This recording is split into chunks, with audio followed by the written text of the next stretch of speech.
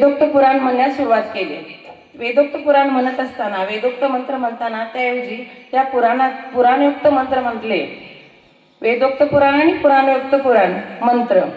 वेदोक्त पुराण भटजींचं काय म्हणणं होतं, महाराज शूद्र आहेत, त्यांना वेदाचा अधिकार नाही म्हणणे। महाराज कसे आहेत, शूद्र आहेत, त्यांना वेदाचा अधिकार नाही। हा केवळ महाराजांचा अपमान नाही तर धार्मिक विषमतेची ती झलक होती। या प्रकरणामुळे राजर्षी शाहू महाराजांनी ठरवले, जोपर्यंत धार्मिक गुलामगिरी नष्ट केले, शेतीच्या पाण्यासाठी धरणे बांधली, रेल्वे कोल्हापूरमध्ये सुव्यवस्थित सुरू केली। या कार्याचा आदर व्हावा। धन्यवाद। जय हिंद, जय महाराष्ट्र।